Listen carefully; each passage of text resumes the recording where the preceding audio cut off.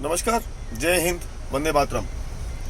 मैं संजय त्यागी एक बार आपसे कल जो 29 तारीख को दो राजनीतिक समाचार थे और उन दोनों को मैं कैसे कोरिलेट करना चाह रहा हूँ और या कैसे आपको बताना चाह रहा हूँ, थोड़ा सा उस बारे में बस अपने विचार रखूँगा और आपको सोचना चाहिए उसके बारे में कि हमारे देश में हो क्या रहा है। ये एक तो मैं उन दो युवराज की बात करूँगा जो कल पटना में गरीबों के बारे में चर्चा करते हुए मच्छी और मुर्ग मुसल्लम खा रहे थे।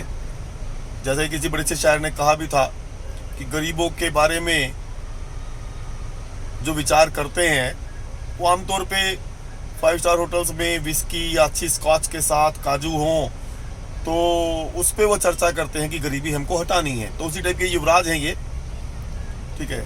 चुनाव है तो अब इनको कवर करने वाले मैं जो वो है प्रेस रिपोर्टर कहूँगा उनको, मैं थोड़ा सा उनसे भी सहमत नहीं हूँ कि इस तरह को दिखा के वो क्या बताना चाहते हैं, क्या चलाना चाहते हैं हमको।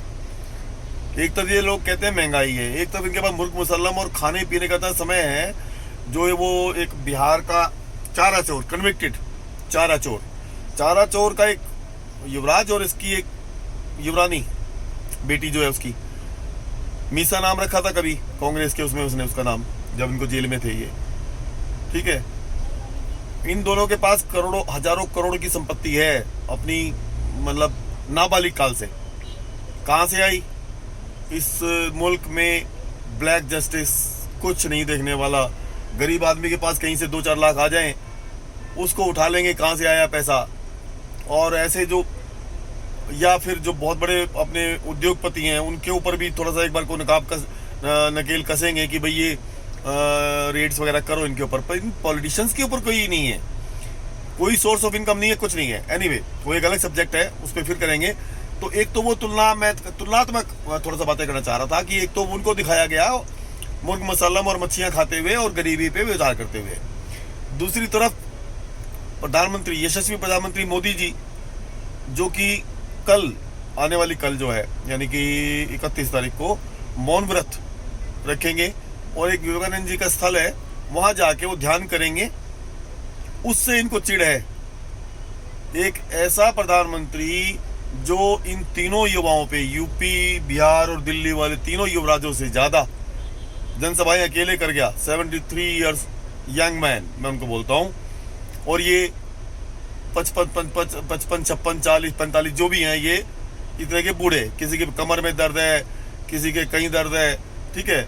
और अपनी विरासत को बचाने के लिए, अपनी साम्राज्य को बचाने के लिए इनकी लड़ाई है, देश के लिए इनकी कोई लड़ाई नहीं है। तो ये उस प्रधानमंत्री के लिए अब कोर्ट से अपील कर रहे हैं कि साहब इनकी जो है ना ये इस तरह की जो चीजें कर रहे हैं ये अभी इनको अलाउ ना किया जाए, चुनाव में फायदा हो जाएगा। जैसे कि बहुत पहले प्रधानमंत्री के बारे में कहा था, अभी इस पे फैसला ना दें, ठीक है। तो अब हमको सोचना सिर्फ ये है कि दो तरह के कानून काम कर रहे हैं। एक तो जो गरीब के लिए है, दूसरा वो जो रईस के लिए है।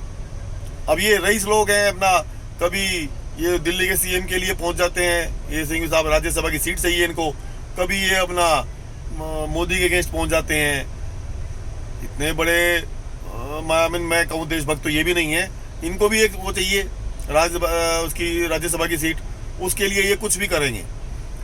पर इस देश की जनता वो समझती है, इनको मालूम नहीं है उसको मोदी जी को कोई वहां पे दिखाए ना दिखाए कैमरे वाला जिसपे नो ऑब्जेक्शन था, बट इन्होंने ये कह के कि भाई कोर्ट से ये इनकी प्रार्थना है कि उनको रोका जाए या टीवी समाचार वालों को, इनको मीडिया वालों को रोका जाए। बस यहीं से इन्होंने अपनी कब्र खोद ली है ये कह के, क्योंकि समझते तो हम भी सब हैं और समझते तो हिंदुस्तान की सारी जनता समझती है क्या सही है क्या गलत है, ठीक है ना। तो अब है ये कि बस अब ये इन्होंने कर दिया है, कल वो चले जाएंगे वहां पे, बैठ जाएंगे अपने ध्यान में जैसे पिछली बार बैठे थे क्या उसमें केदारनाथ जी में, इस बार विवेकानंद जी के स्थल में बैठ जाएंगे और चुनाव फिर बाहर।